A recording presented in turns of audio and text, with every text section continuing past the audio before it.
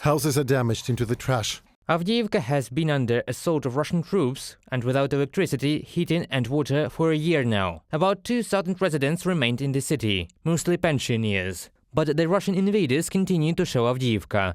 They hit humanitarian centers, surviving multi-story buildings, utilities and shops on purpose, the Ukrainian military says. A year ago, a humanitarian center worked in this large 3-story school. Locals came here for food and hygiene products. The Russian military attacked it twice. They have launched a missile attack on it quite recently, and now you can see the consequences of that missile airstrike. This is Avdiivka. This is what the crater looks like after a missile attack. This is how a house where people once lived looks like. The situation in Avdiivka is very difficult. We are very scared for ourselves, for the team, for each other, and we want to build a point of invincibility that will help people. The people who remained in the city survive thanks to volunteers, and they do not want to be evacuated. Moreover, Ukrainians who have already been evacuated are returning back to Avdiivka. They say it is difficult being in another city.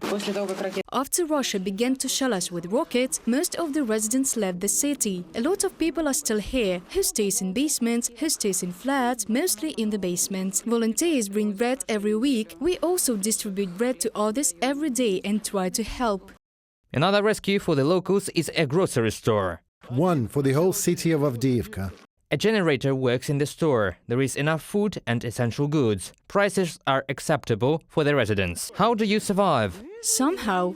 Do you live on your own? No, with my cats. How many of them do you have? 3. There are a lot of stray dogs in the city. Locals try to feed them regularly. Please eat. Here's your food.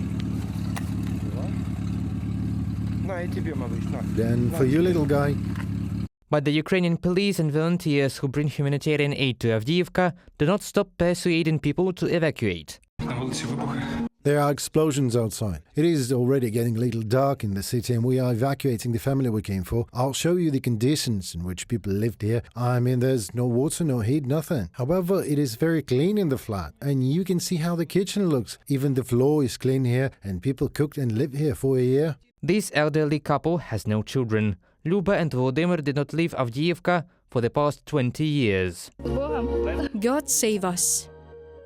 The road was not easy, but now Luba and Volodymyr are in Kyiv. Volunteers have found a flat for them. They have everything they need for a normal life. Hot and cold water, heating, and most importantly, there's no shells flying over their heads every day.